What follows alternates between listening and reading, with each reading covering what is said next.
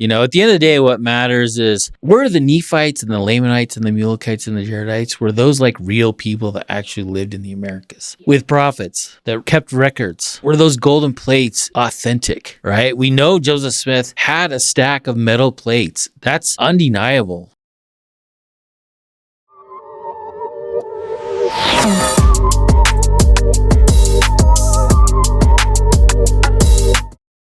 All right. So here we are on episode 5. We are almost done. Can you believe it? I know. So today we are going to be talking about the history of the Seer stones and how they were discussed in church history and depicted in church artwork from the death of Joseph Smith until today, because things have been really kind of a weird history. The early saints showed these stones a lot of reverence. And then there was a period of about 40 years where they just didn't talk about it at all in any official church publication. Why did that happen? Well, that's what we're going to figure out. All right. Wait and learn, Jennifer. Exactly. Be patient. We have some cool guests coming in today to talk to us. So that's exciting. I know.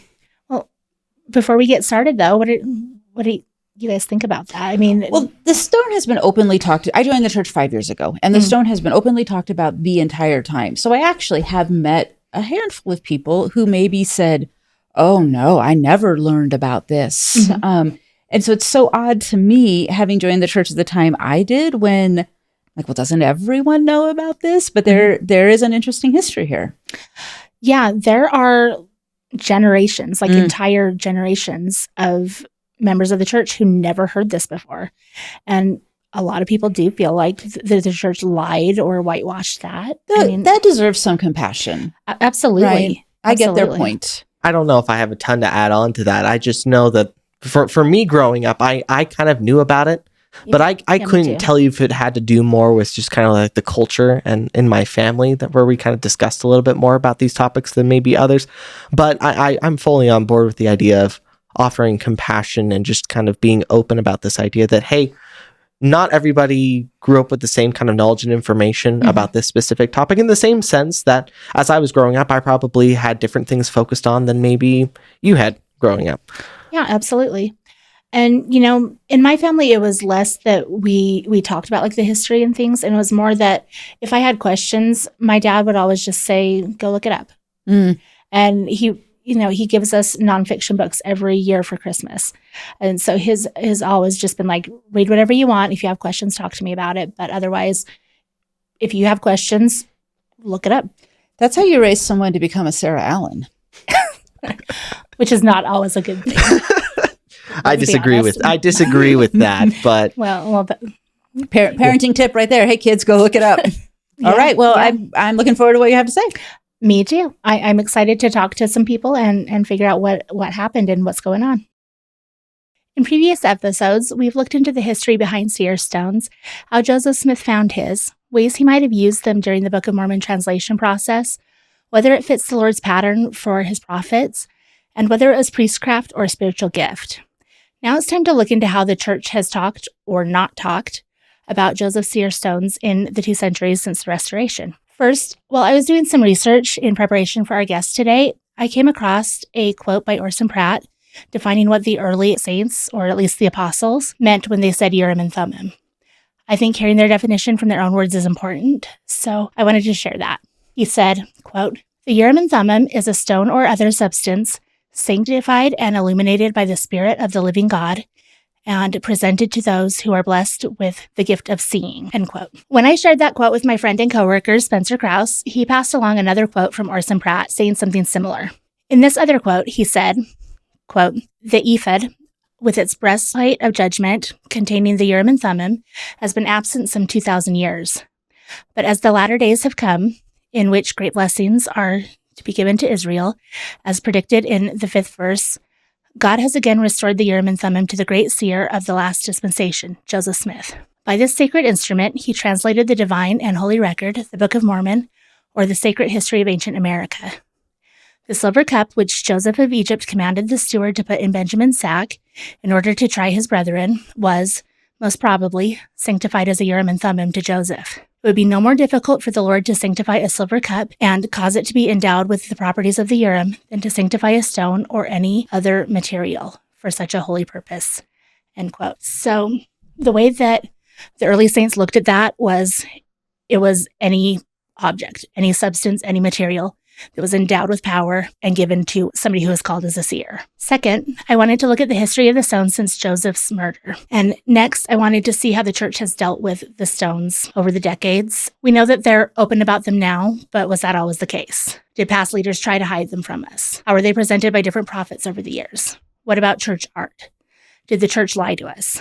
These are all questions that we need to grapple with when we talk about Joseph's seer stones. Today, we're going to tackle those questions head on. Before I do that, though, I want to briefly address a comment I saw of one of our previous episodes. I've heard the same comment elsewhere that Richard Bushman, who wrote Rust Stone Rolling, a biography of Joseph Smith, has changed his mind on Joseph's use of the seer stones. He hasn't. And I know that because I asked him. I'm going to have our producer put our email exchange up on the screen here for everyone to see.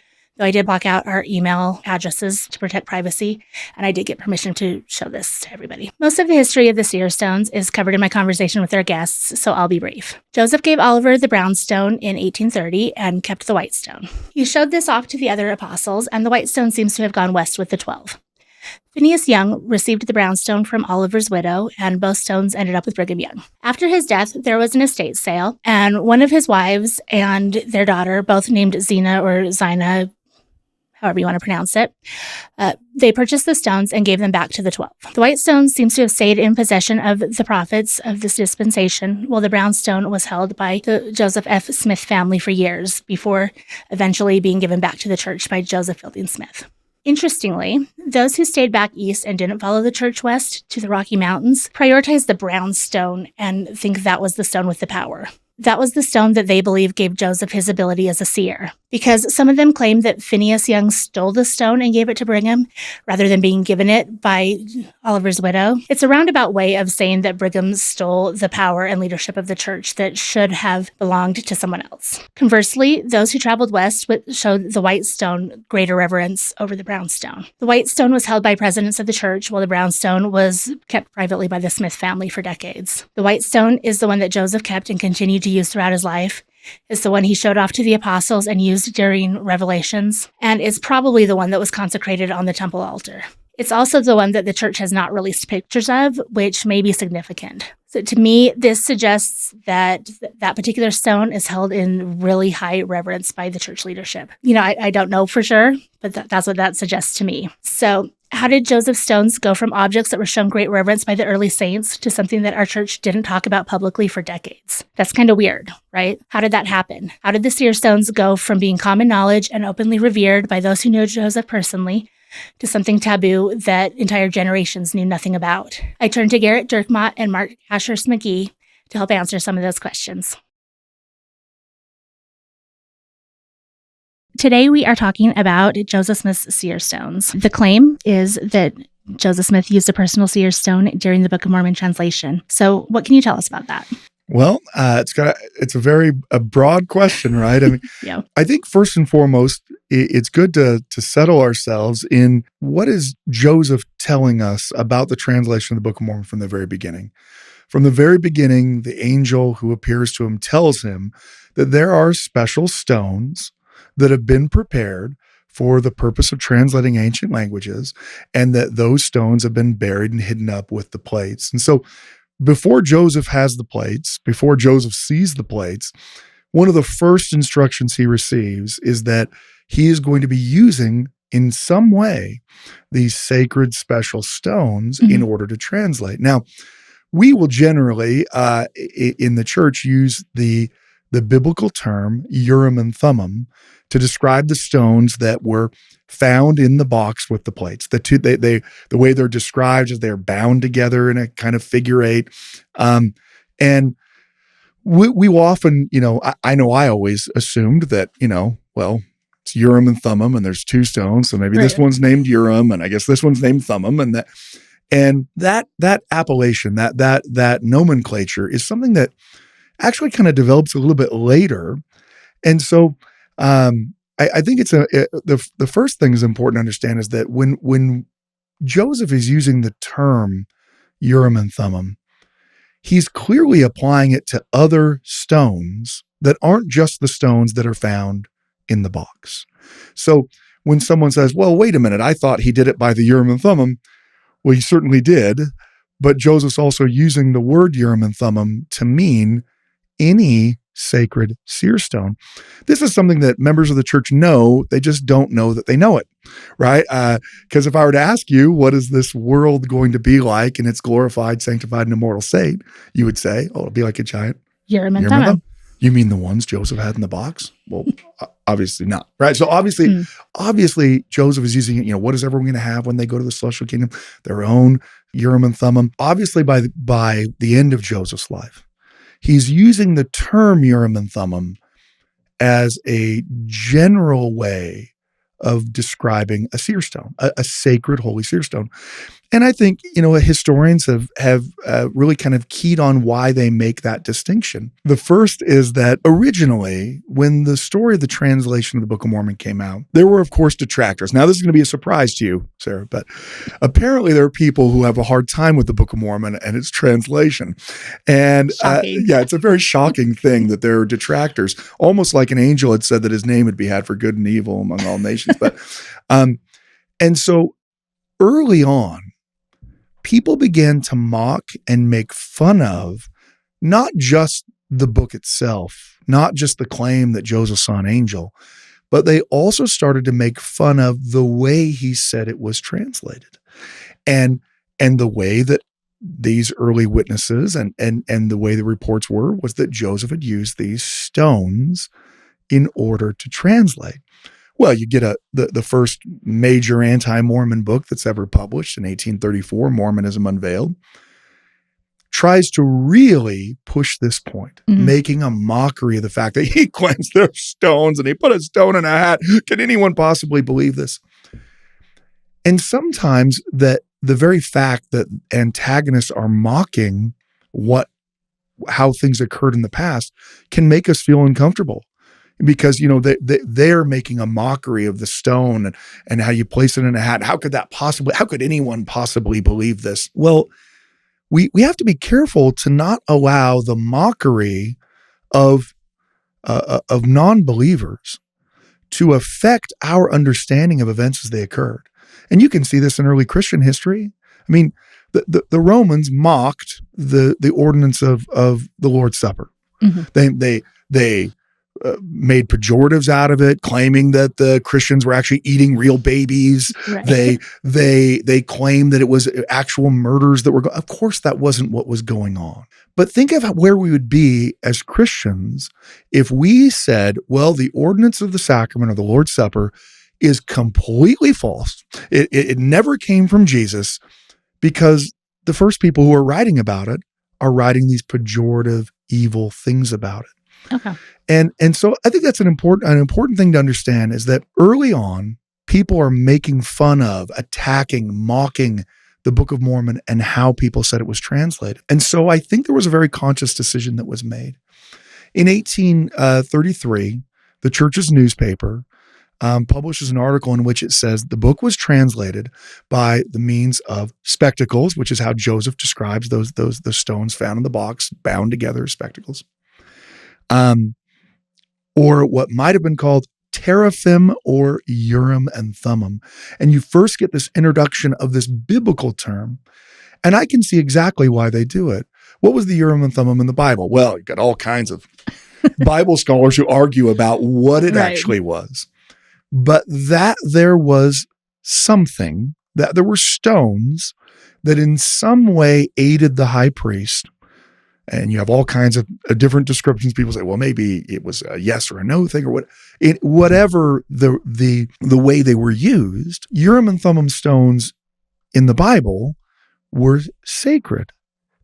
They were from God. They weren't things that were just, someone picked up on a street corner.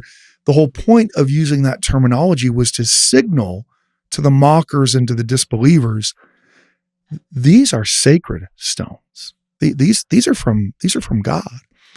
And so, to your original question that I took far too long to answer, we have dozens of separate accounts of people who are either close associates with Joseph, scribes of the translation, witnesses of the translation, who all state that Joseph uses multiple different translation devices in the form of stones.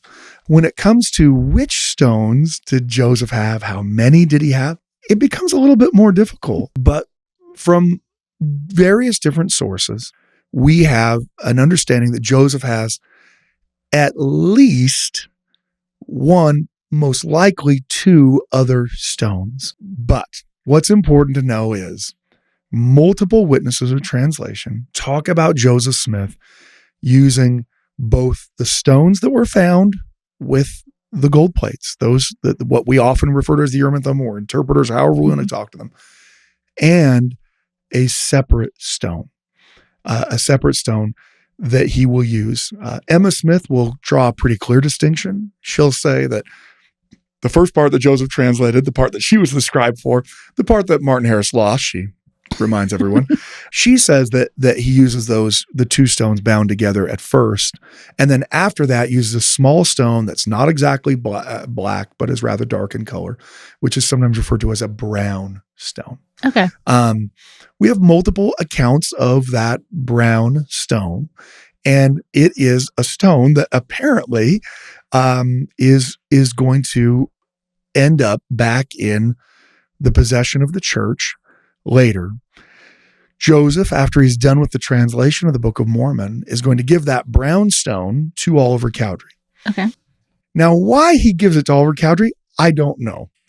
Joseph doesn't give a soliloquy saying, I'm giving this to you, Oliver, because of, we just don't know. Okay. Oliver then has that stone, and as we are all well aware, Oliver Cowdery will later apostatize. And so the assumption is he still has that brown stone in his years of apostasy. Okay. He will later come back to the church, spoiler alert for everybody. He comes back to the church, but almost immediately after he comes back to the church, he's going to pass away. Not immediately, but pretty quickly thereafter. He'll die in Missouri at his brother-in-law's house. David Whitmer is his brother-in-law. He's married to David Whitmer's sister. And Phineas Young will go out there to visit Oliver's widow and will get this brown stone from her and bring it back to Utah.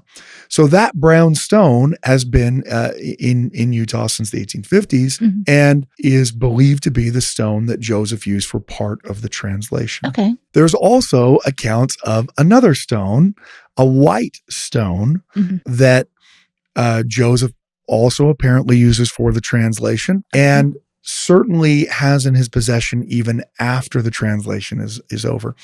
I think, again, most Latter-day Saints assume, well, the only reason why Joseph had these seer stones was to translate the Book of Mormon.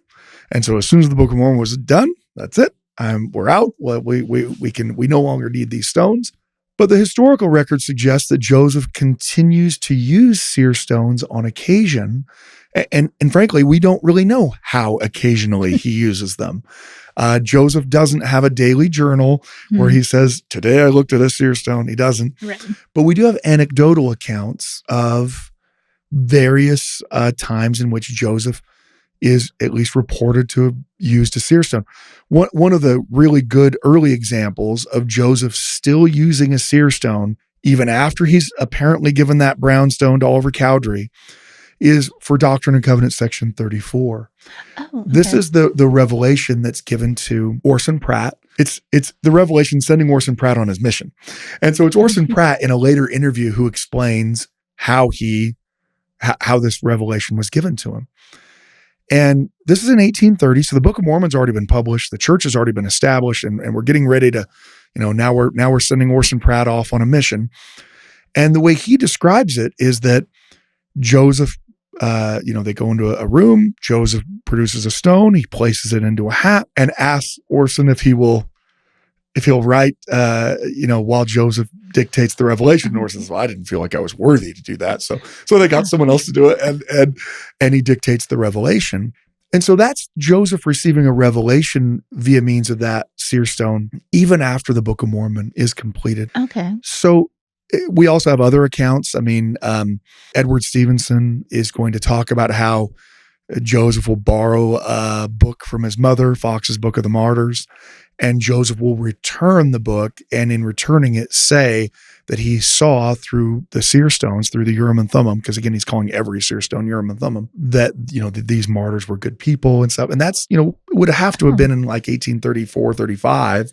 Okay. And then, of course, you have in 1841 in Wilford Woodruff's journal, Wilford Woodruff describing how Joseph shows him he again calls it Urim and Thummim because that's what Joseph was calling it, shows him that stone. So you have multiple different accounts of Joseph having seer stones in his life long after he is supposed to have given back the original interpreter stones that were found with the gold plates. Again, Brigham Young in his April 1853 discussion says specifically that the Urim and Thummim stones, the ones found with the plates, that they were given back to the angel. Okay. Yes, it's an area of Latter-day Saint history that I think makes some people feel uncomfortable because they don't really know about it. Mm-hmm. But there really shouldn't be that much difference in Joseph having a separate seer stone and using it to either translate or receive revelation, and Joseph having the two seer stones found with the plates and using it to either translate or receive revelation. Either way, there's a miracle that's taking place. I don't know what it takes to translate an ancient record by the gift and power of God. It will come as a surprise to many of your viewers, but I'm not a prophet and I don't have any special keys, so I don't actually know. Oftentimes people will say things like, well, I mean, don't you think Joseph Smith would have done it like this? I have no idea. I mean, I don't know what it takes to be a seer.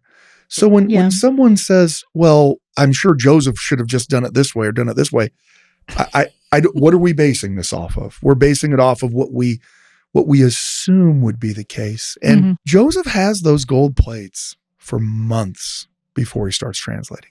They're copying characters off of them. It seems like he's trying to make an alphabet according to Lucy, Yeah.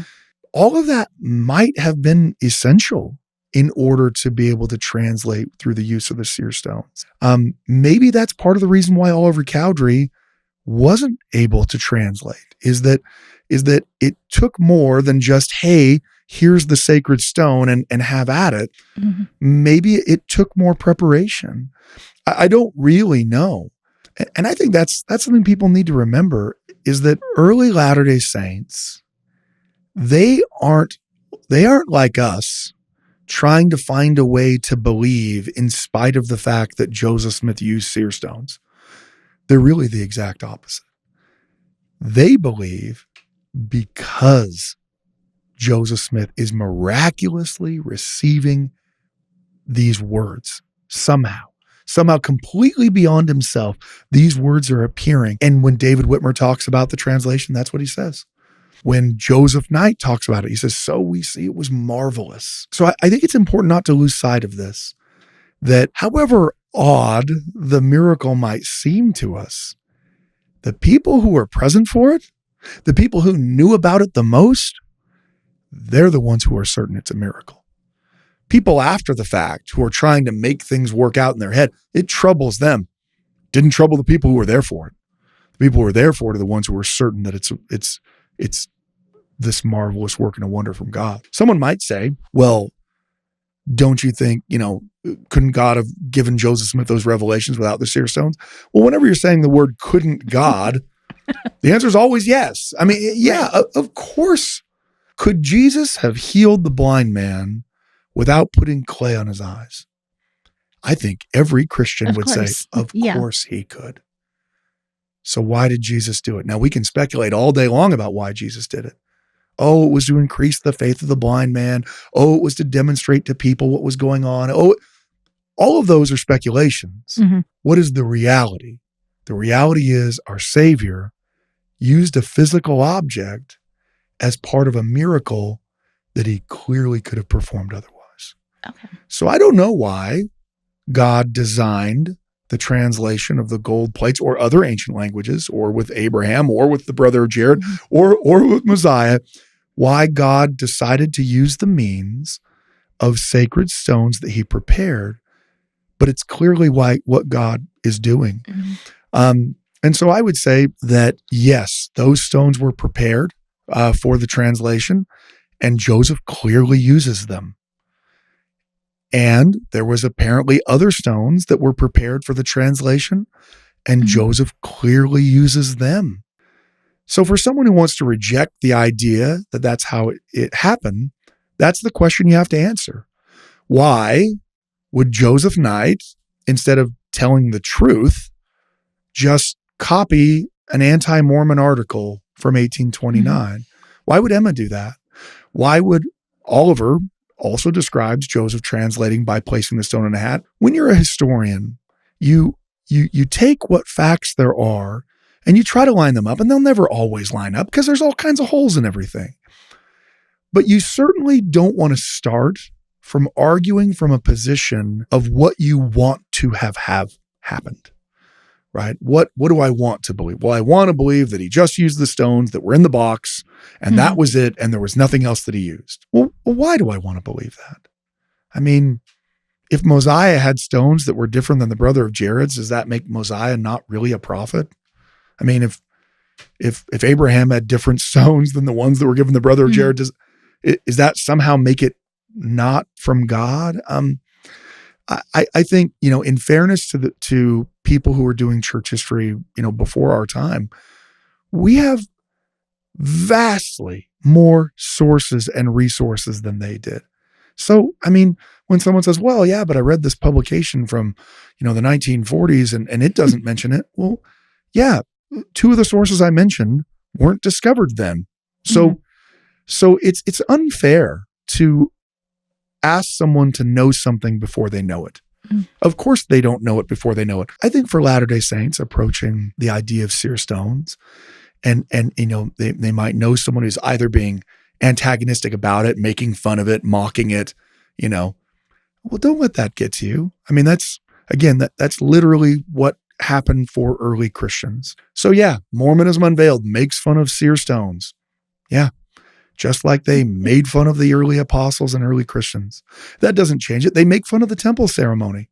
That doesn't make the temple ceremony not sacred just because some clown is standing wearing temple clothing on the corner, at South Temple when it's time for General Conference. That doesn't change how sacred those things are.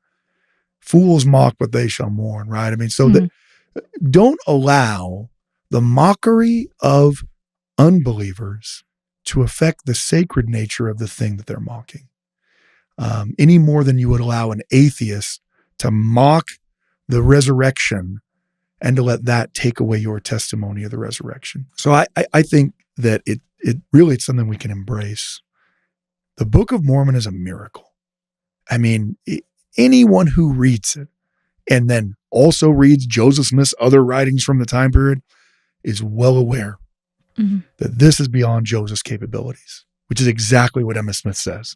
Even though I was involved, it was a marvel to myself as much as it was to anyone else. In some miraculous way, this book came. And so, to your viewers or listeners who really are hung up on whether or not it was a seer stone of the Urim and Thummim, I would say don't be. The most important thing is this is a miracle from God.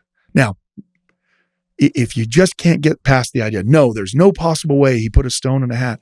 I mean, as a historian, I'm just telling you what the witnesses and sources of translation said. If you don't want to believe that's how it's done, that's fine. This is not a test of faith. It's not one of the articles of faith that he had to have put a stone in a hat. It is what all of the historians who've examined the sources say. If you don't want to think of it that way, you don't have to.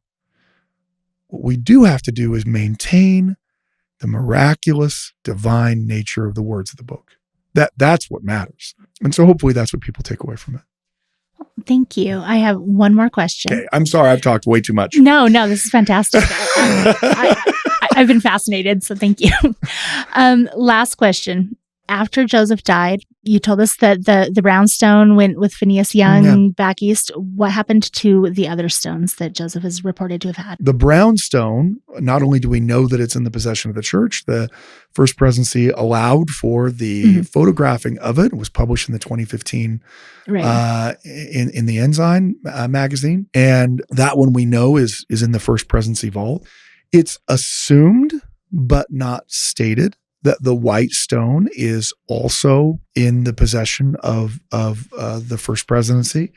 Now, is that the one that Wilford Woodruff took to the Manti Temple? Probably. So here's the reference. When the Manti Temple was being dedicated, on two separate occasions in his journal, Wilford Woodruff does something that I don't know how really to describe it, but it is from his journal, so I'll just tell you what he says. On two separate occasions, he says that he consecrates the seer stone on the altar of the temple. Now, the one time is a little bit less known because he writes that in shorthand. And so it's in shorthand in his journal, but in longhand, he sets apart the temple presidency for the Manti Temple. And the next day he writes in his journal, I consecrated upon the altar the seer stone that Joseph Smith found. And several scholars like Dr. McKay and Dr. Frederick have asserted that it's most likely that the stone he's consecrating on the altar of the temple is the white stone, because Wilford Woodruff says it's the stone that he carried, that Joseph carried with him throughout his life. And so I think that's one of the reasons why we really need to be careful when we make categorical statements that Joseph Smith never used seer stones and Joseph Smith never had seer stones. And the reason why is we have prophets, in fact, Brigham Young and Wilford Woodruff, who are categorically stating that Joseph did have seer stones and did use them. So I feel uncomfortable then saying, well, no, he didn't. Because, I don't think Wilford Woodruff's making a mistake when he's placing that stone on the altar of the Manti Temple. To him, it's an important thing. And again, this shouldn't be the deciding factor in whether or not someone has faith in the Book of Mormon. The words of the Book of Mormon and the Holy Spirit should be the reason why someone believes. But if we're talking about what are the historical sources, we need to make sure we actually look at all the historical sources. You don't want to make your primary argument from the absence of evidence, because when you say, well, we don't have that, well, yeah, we didn't have the account from the Shaker's journal until we found it, right? So you don't want to make your primary argument on the basis of, well, Joseph never said this, so therefore it didn't happen. Instead, what you have is Joseph saying that it was through the gift and power of God. He is certainly highlighting that it is through the seer stones. In fact, Joseph will revise Doctrine and Covenants sections to put Urim and Thummim in it after their first publication, so that people know the Book of Mormon is translated by the means of the Urim and Thummim. As he says in the Elders Journal, by the medium of the Urim and Thummim, as he says in the Wentworth letter, through the medium of the Urim and Thummim.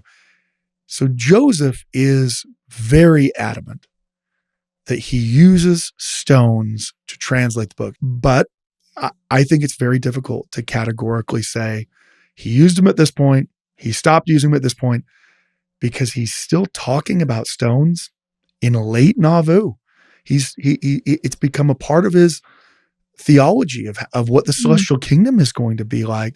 He's still, when they receive Doctrine and Covenants section 132, and Hiram says, because this is the one on plural marriage, and Hiram says, well, should you receive that through the seer stone? That's kind of an odd question for Hiram to ask, if in fact Joseph's not ever using seer stones at all. And Joseph's response is, well, I already have it all memorized, so I don't need to. I don't need to again. I can write it all right now. But the very fact that he's showing those stones, or a stone, to Wilford Woodruff and to the other quorum of the 12 members, is what Brigham Young says, that he's using the seer stones to see Fox's martyrs in Fox's Book of the Martyrs, that he's using them to receive revelation, at least at time with D&C 34, that he's possibly, or at least according to Wilford Woodruff, using them in the translation of the Book of Abraham.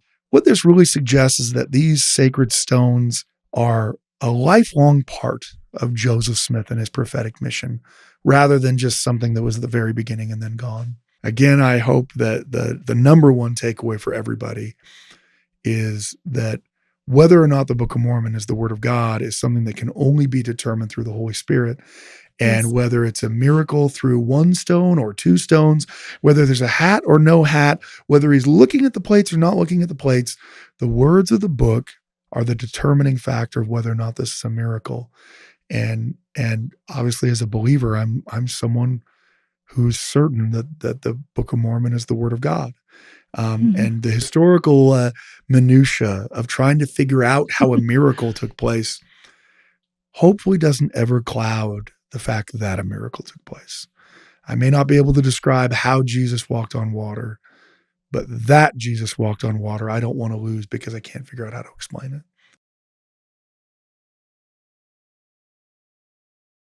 So, to get started, could you tell us briefly how Joseph Smith found his seer stones? Okay. Yeah, good question. So I think actually the first question would be like, how many seer stones are there? Yes. And maybe just take an inventory Okay. of those. And I guess I would probably start with a statement from Brigham Young, recorded by Thomas Bullock in some minutes of the Council of the First Presidency and the Quorum of the 12 Apostles from 1855. Okay. In which Brigham Young, obviously recollecting back many years, is on the record saying that Joseph Smith had 5 seer stones. Oh, okay. And in Early Mormonism and the Magic Worldview by D. Michael Quinn, he kind of tries to catalog all of those, and he comes up with 5 or 6 seer stones. If you look at all the descriptions, there could even be like 7. I mean, we really just don't know, but Oh, wow. he apparently had, at least a few. And but there's really very little evidence for hardly any of them except for 2. And then we have quite a bit of evidence for a couple of those. And those are the white stone and the brown stone? That's correct. Okay. Yes. So where did he find those? We do have a few accounts that speak to that. Like almost everything from the 1820s, we know very little and do not have great source material, right? Okay. There's almost anything from the 1820s. We're relying upon sources from the 1830s or later, and sometimes much later, sometimes more than half a century later. Yeah, I always say history is messy because, sources conflict, there are large gaps in the record, all kinds of things. So Yeah. that makes sense. And that's definitely true in this case with the question of where Joseph Smith's seer stones came from. So, for example, we have a story from William D. Purple, who recounts hearing Joseph Smith telling about when he found his first seer stone. And Purple remembers hearing Joseph Smith talk about this in 1826. Oh, okay. But William Purple's account is from 1877. So this is a full half century after the fact that he's recounting this story. But for whatever it's worth, he says that Joseph Smith looked into the seer stone of a neighbor who had a seer stone, and that when he looked into this seer stone, he saw a seer stone for himself, and that he went and got it. And Purple even goes on to say that this seer stone was near Lake Erie, which was a long ways away from Joseph Smith's home. Yeah. And says that, there's a little stream going into Lake Erie, and there's a tree next to this stream, and this stone is under the roots of this tree. So how accurate is that? There's no way to know. And I have to wonder if he's misremembering something about Lake Ontario, because Joseph Smith did live very close to Lake Ontario. Oh, okay. And far away from Lake Erie. But anyway, that's the way William Purple remembered it half of a century after the fact. Okay. There's better evidence for Joseph Smith finding a seer stone while digging a well. Mhm. And the best source that we have on this is a statement made by Willard Chase, who is Joseph Smith's next door neighbor. Maybe next door neighbor isn't the best way to put it, but their properties did adjoin. The Smith family was on Stafford Road, Okay. and the Chase family was on the adjoining property on Canandaigua Road. Okay. And Joseph Smith dug a well for that family. Now, there's a lot of, there are several sources that state that Joseph Smith was actually not digging a well, but digging for that seer stone. Oh, just pretending to dig for the well? Yes. And Okay. or, as Wilford Woodruff puts it, digging under the pretense of digging for a well to get to get that stone. Okay. And but Willard Chase, who lives on that farm, tells the story in 1834. Now, even that's not a great source because this is he says that this took place in 1822, so this is a dozen years after the fact. Mm-hmm. But it's a lot closer in time than the purple account, and it's from his farm, and he talks about it extensively, and is in fact upset about the fact that that this stone was found and that Joseph Smith took it and didn't leave it with him. I don't know if it was that account or not, but doesn't one of them say that Willard was the one who pulled the stone out and he let Joseph look at it and Joseph just took it? So Willard Chase himself claims that he did found that stone, and that but that Joseph Smith took it. Now, let's go back to the purple account for just a minute, sure. Where he's talking about Joseph Smith finding his first seer stone by looking into a seer stone owned by a neighbor. Mm-hmm. Most of our sources point to that neighbor being Sally Chase, Willard Chase's younger sister. Okay. And we know that the Chases were involved in, we know that Sally Chase occasionally used this seer stone that she had. And we know that the Chase family was involved in some treasure seeking. So that explains why Willard Chase, in his statement, is upset about the fact that Joseph Smith got away with this seer stone found on his property. Because he could have used it, or his sister could have used it. Right. Okay. So if the stones both end up there in Utah eventually with the 12 or members of the 12, why do you think there was this period where there was because initially, the early saints showed a lot of reverence to these stones, and they wanted Joseph to get revelations through the stone because that made them somehow more authoritative in their minds.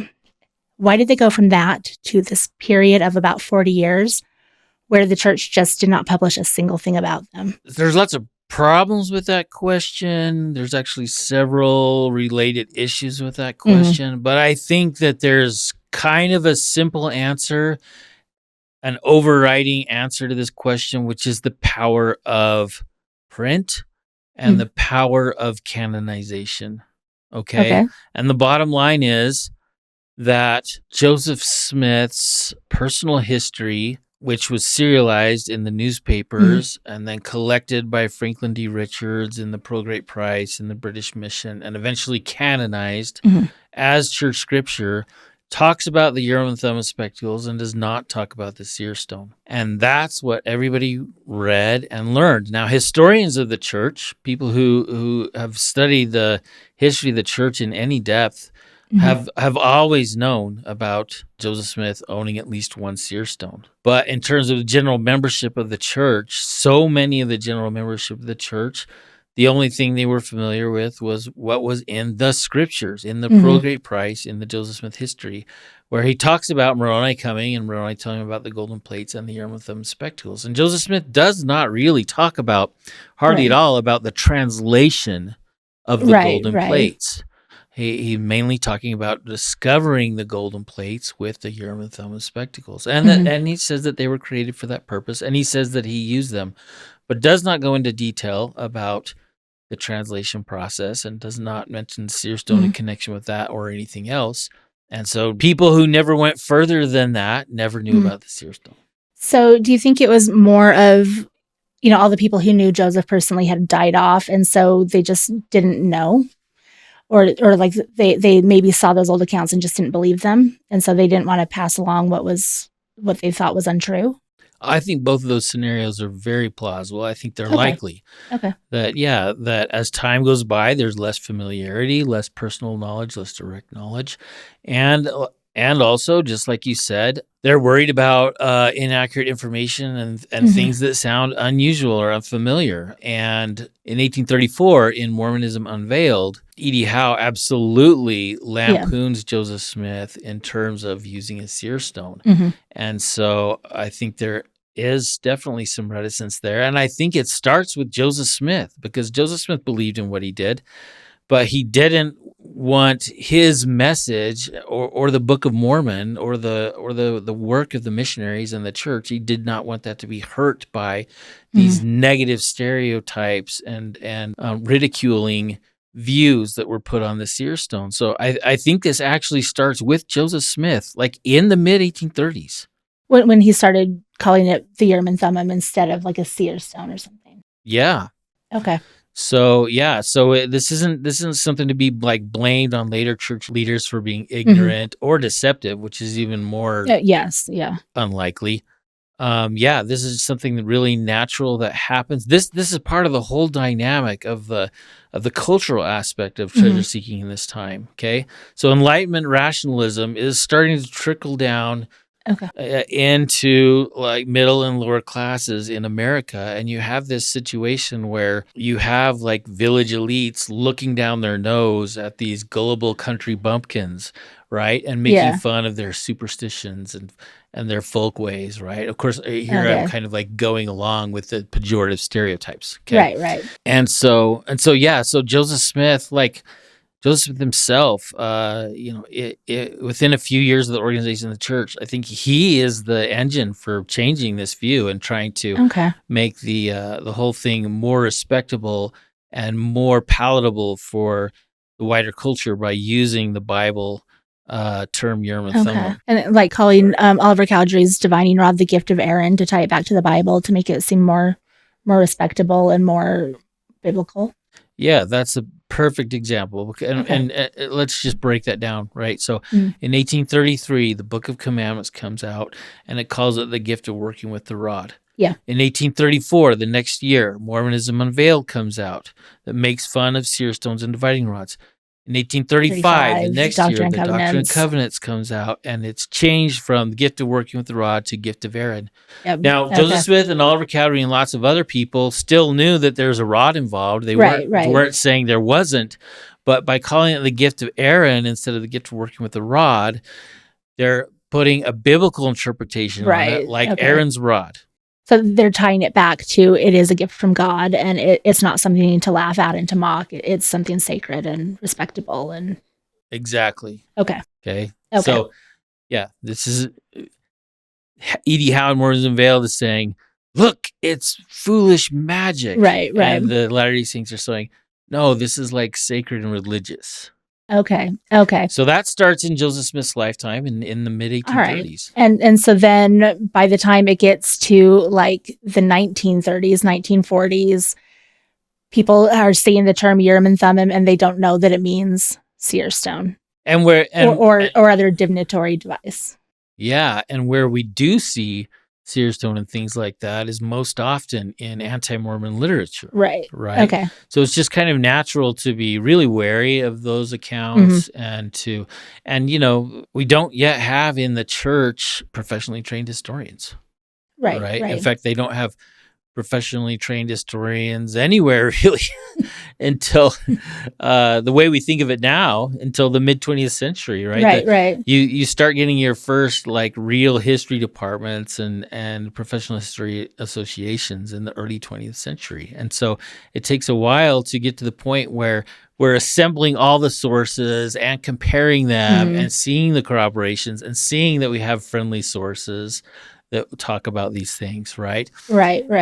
And so, so as time goes by and people have less memory of Joseph Smith, and also as Enlightenment rationalism takes an even stronger hold on society, And in reaction to anti-Mormon arguments, there's just all these vectors that are kind of urging us to stick to what we absolutely stand by, which is our scriptures and the prorate price and the Joseph Smith history and the mention of the Urim and Thummim.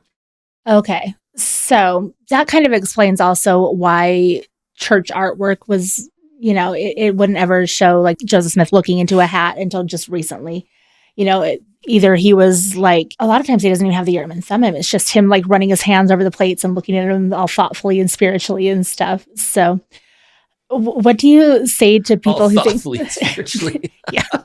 Well, I mean, that's kind of what they're going for. Yeah, good. So what do you say to people who like feel like the church is lying to them?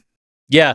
Well, first of all, I really like your point about we don't even have images of him using the Urim and Thummim. Right. Yeah. Because we believe that. We are familiar with that because we read it in Joseph Smith history and our scriptures. And yet...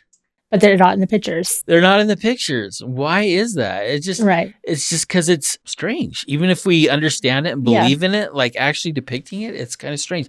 Now, there is that one image of Joseph Smith wearing the breastplate. Like the little cartoon image. Yeah. Yes, from the comic strip. Yeah. As if it's like, okay, kids can handle this, but adults can't. Right. It's weird.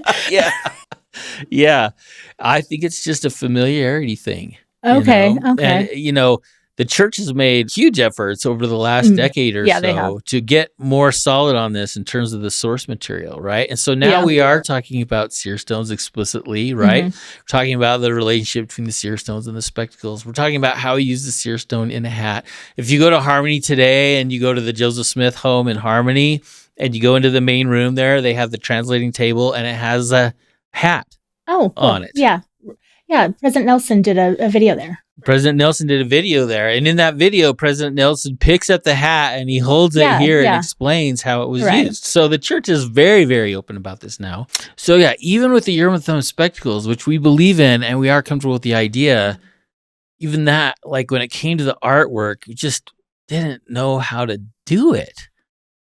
Without it looking strange. I think we're afraid of it looking strange because we believe in it and we want people to be able to accept it and believe in it. Right. And so many people have been attacking it for 2 centuries now. And notice that even today, this new artwork that we have of the seer stone in the hat, it still isn't what David Whitmer says, where he says he put his face in the hat and seal the rim of the hat around his face so there's no light.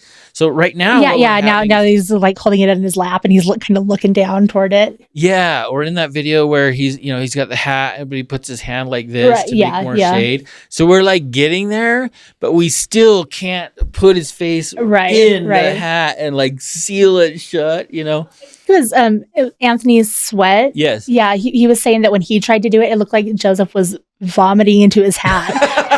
So I can see why maybe they don't depict it quite like that. We just haven't got there yet. We're still just uncomfortable with that, and we need more art of that, and we need more art of the Urim and Thummim spectacles too. Both of those things. Yeah, and we don't need any more art where it's as if he's translating like a scholar. Right. So I guess what would I say to people who feel like they've been lied to? I guess I'd say a couple things. One, I'd say, like, first of all, the church is not out to deceive people. The church is trying to bless people. Church historians have always known about these things. Right.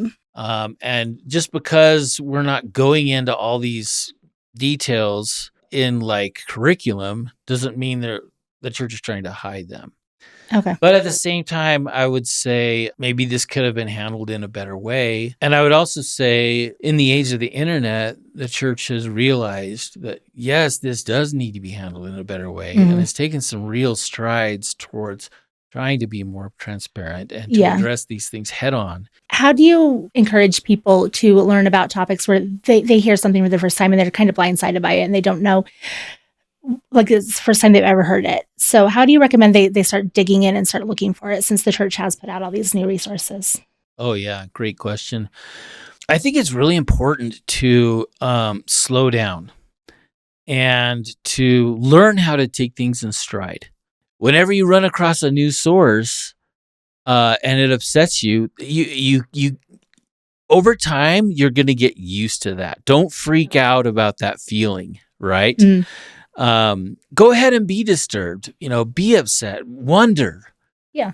And then keep digging, find all the sources, see how much time has elapsed between the event and when they were written.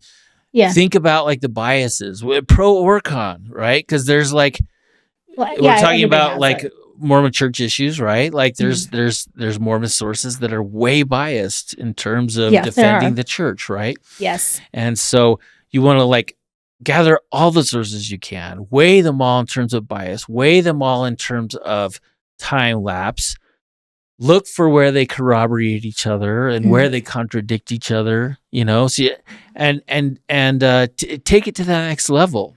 And so if you read something that really bothers you, either you find a source that bothers you or you read something anti-Mormon that bothers you, that's okay. But that a historian, when they run across something like that, they don't freak out.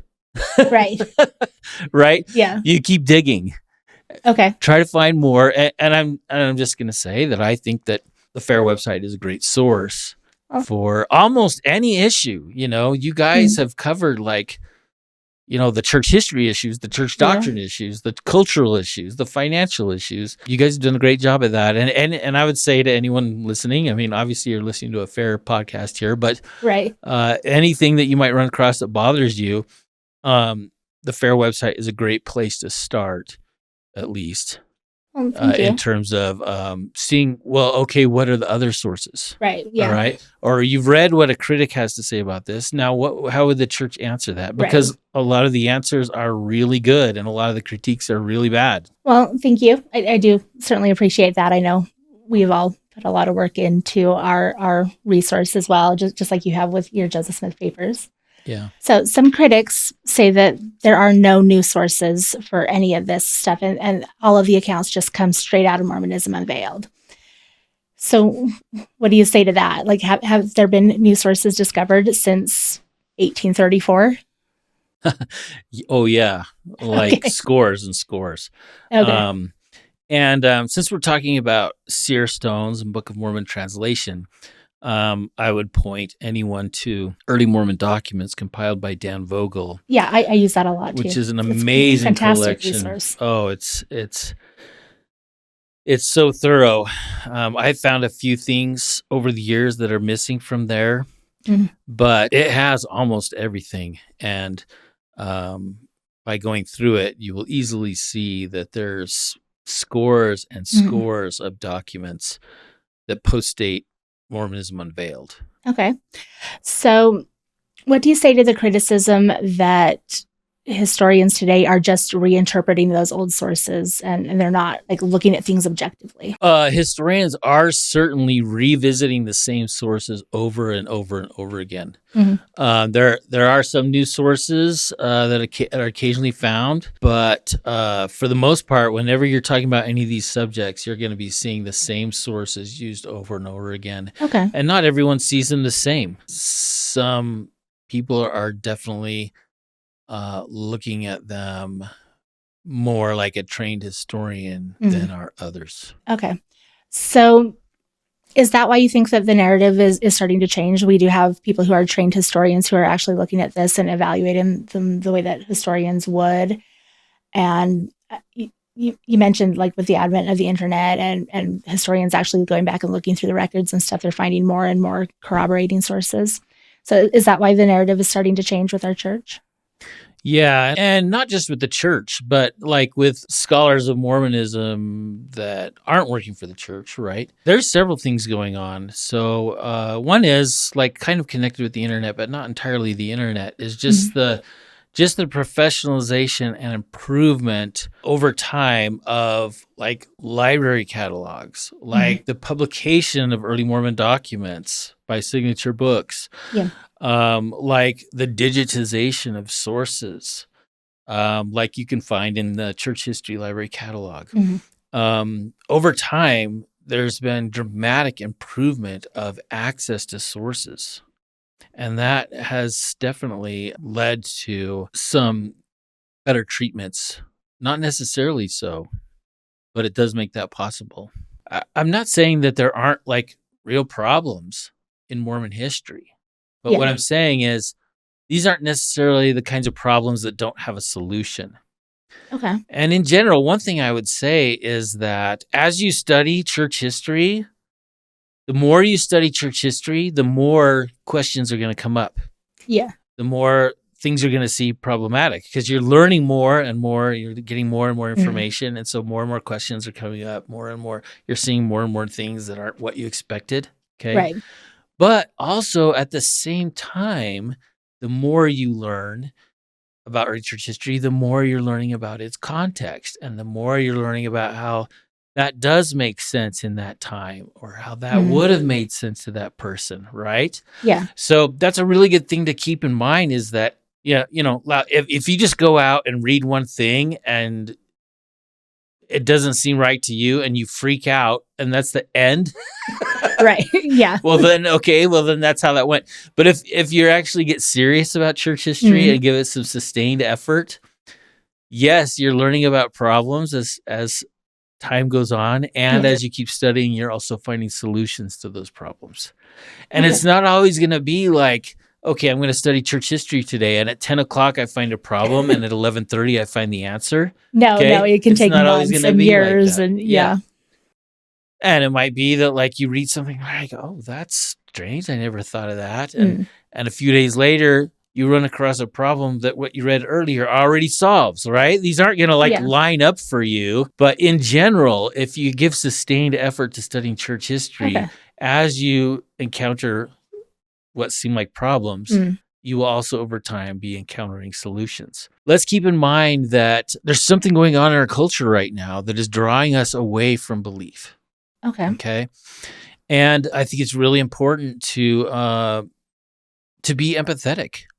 Oh, absolutely. And that can be really hard sometimes, especially when, you know, this isn't true of all critics, but there's a lot of material critical of the church that is just mean and nasty and rude and condescending. Yeah, I'm familiar with a lot of it.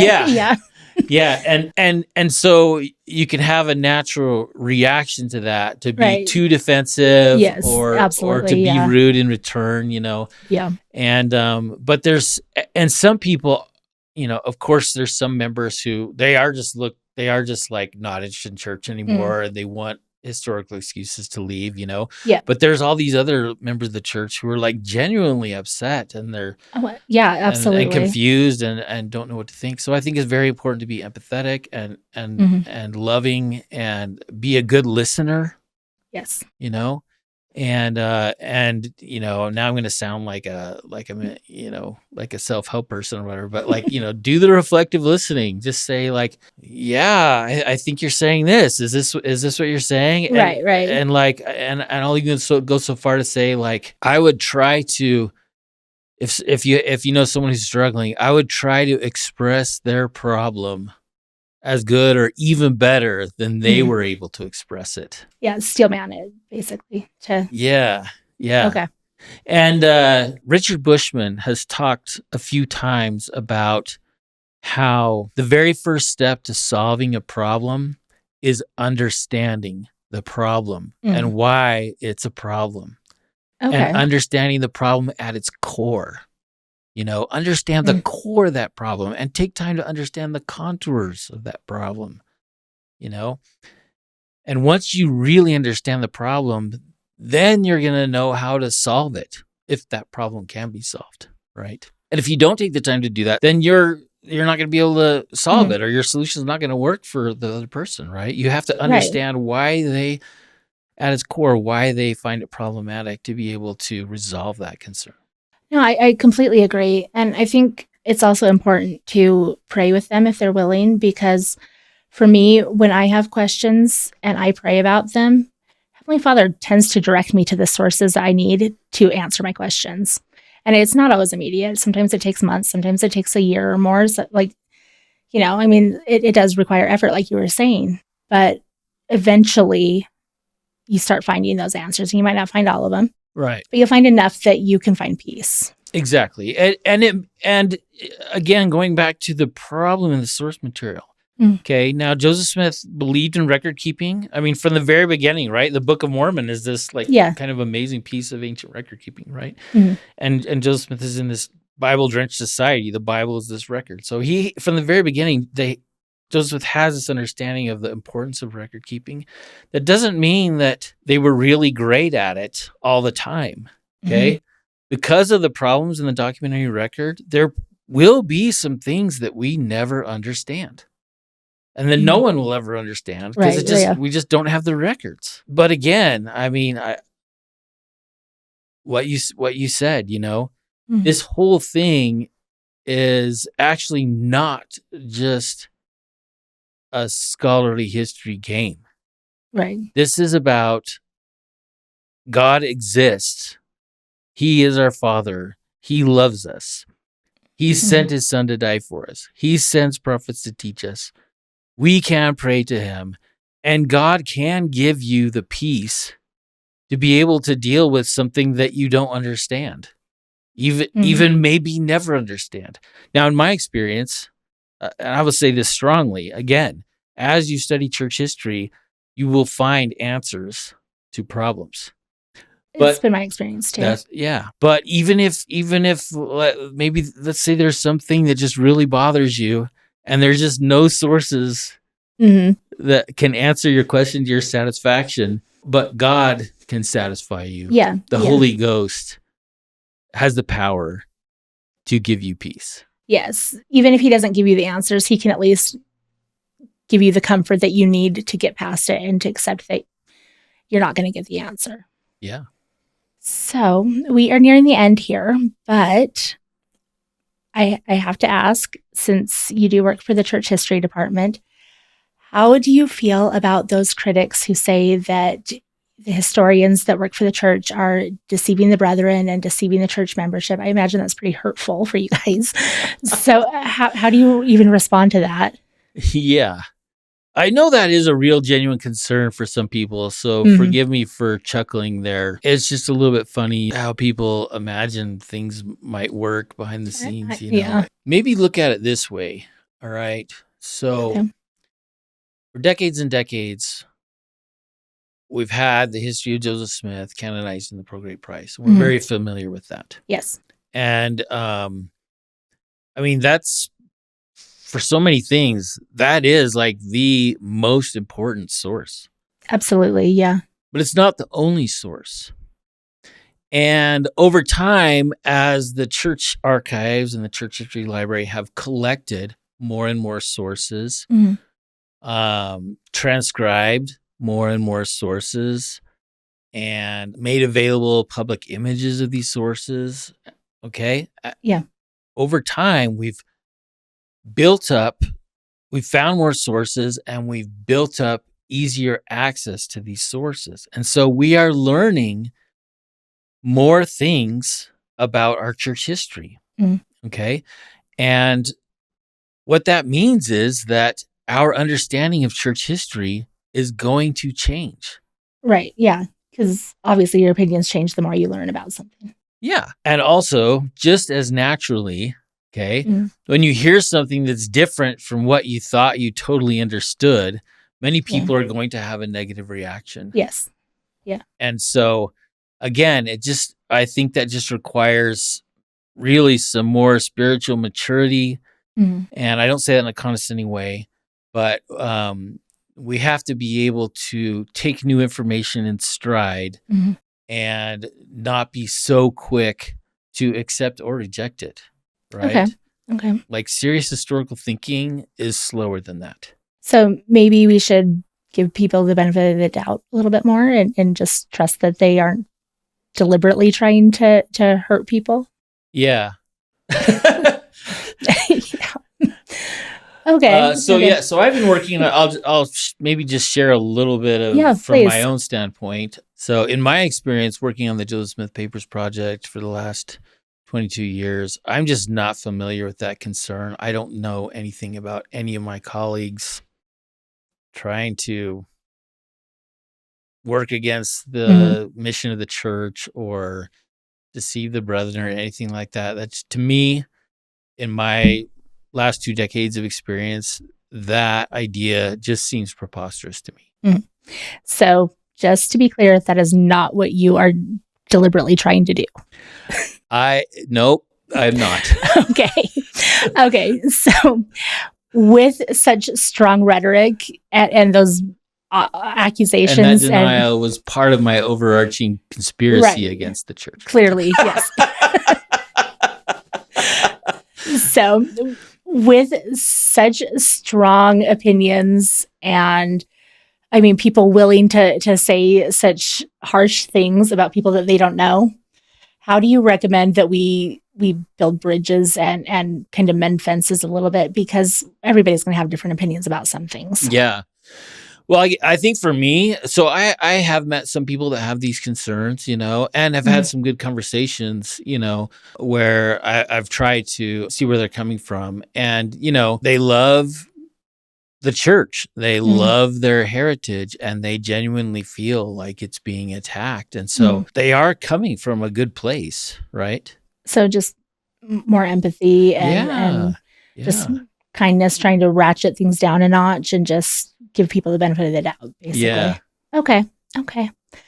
So since there are so many different opinions on all this stuff, ultimately, do you think it really matters which instrument Joseph used when for translating the Book of Mormon? Well, as you know, this is a topic of particular interest to me. Right. I really care about it. I'm super interested in it. And me too, because I'm a massive geek and I enjoy that kind of stuff. Yeah.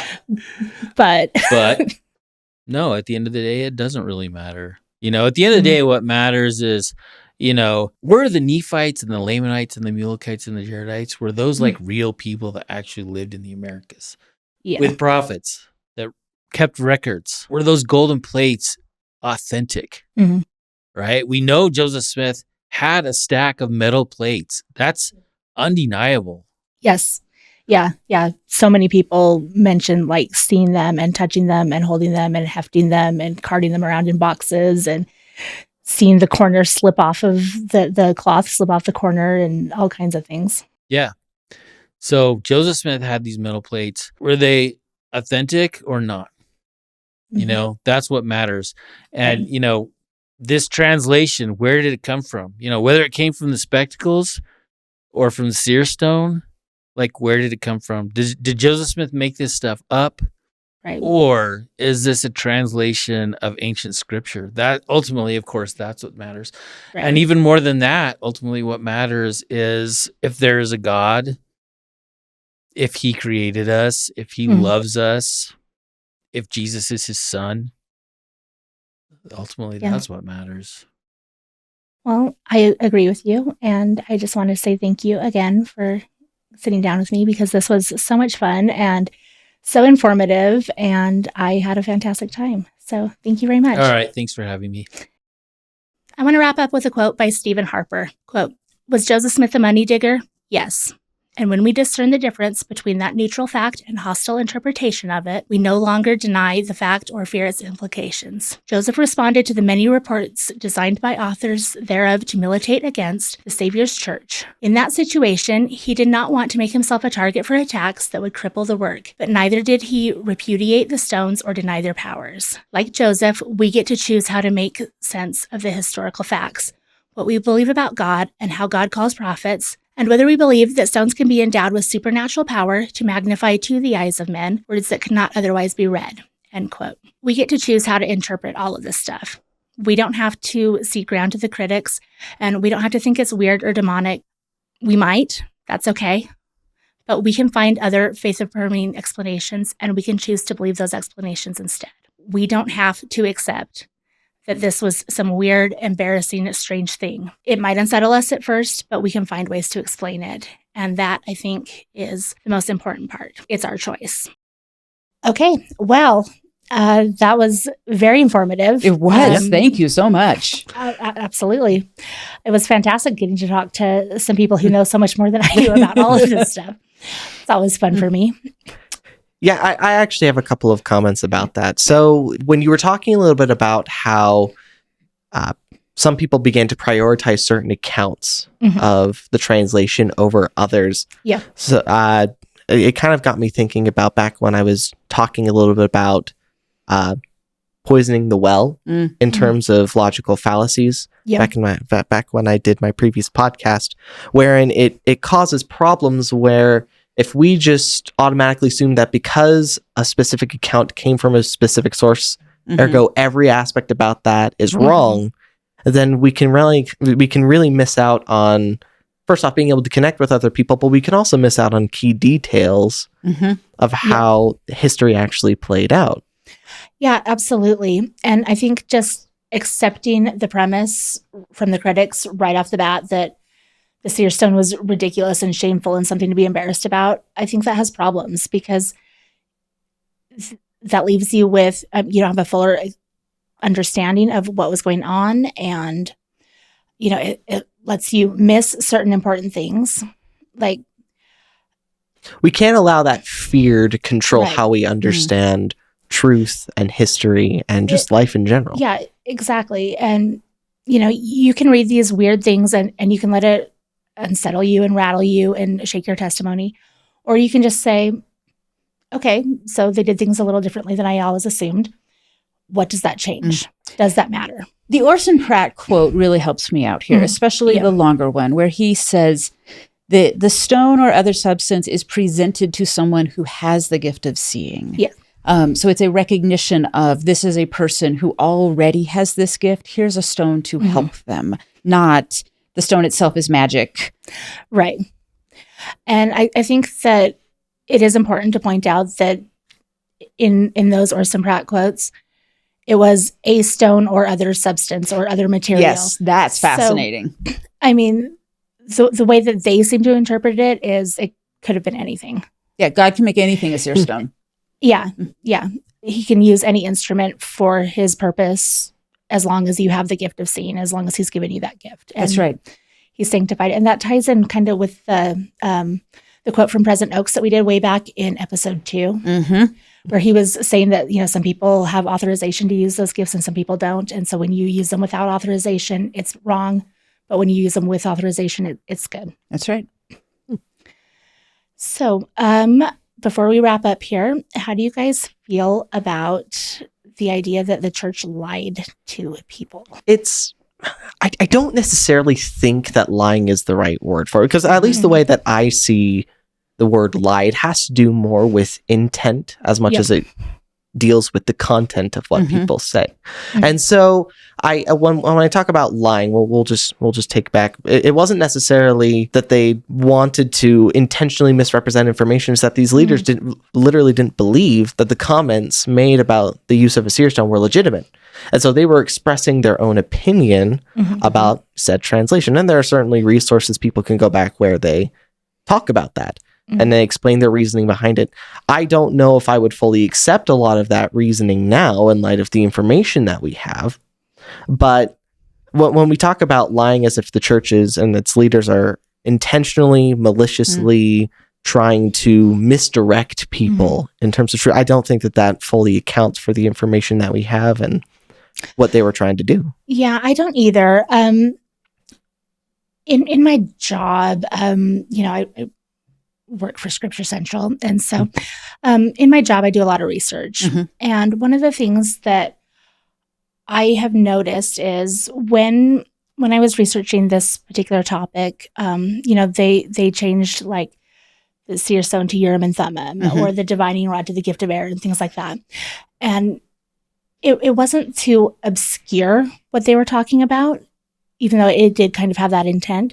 But it was to tie it back to biblical things to say, yes, this did come from God. And so that was their original intent. And, you know, eventually as people went on and got further and further removed from Joseph Smith and Oliver Cowdery and the early saints, they kind of lost that interpretation because they weren't exposed to it and they didn't understand. I think of it the same way I think about either the first vision, the 4 accounts of the first vision, or even the 4 Gospels. Yeah. The 4 Gospels tell stories differently. Even the baptism of Christ, we have the voice coming out of heaven. All 4 Gospels say that voice said something different. Who's lying? Well, no one is lying. They're shaping their narrative for specific reasons, for specific purposes. They're certainly not contradictory, the voice saying things, but they do have it saying different things, and that's not a historical problem, or shouldn't be a historical problem. we think about history different. The actual literal, like what would the recording show that the voice said? But that's not how they were managing history. And I think it's the same thing with the Seer stone of the story has been shaped at different places and times for different audiences, different cultures. We're going to talk a bunch about culture in the next episode and why a stone might get used in one culture and not another. So I think we lead right into that. That sounds perfect. I can't wait to hear what you've got. Yeah, let's go. For us. I was going to say, I believe you're the one in charge of that next one. So I'm excited to hear what you have to say. I got some stuff for you. Cool. Looking forward to it.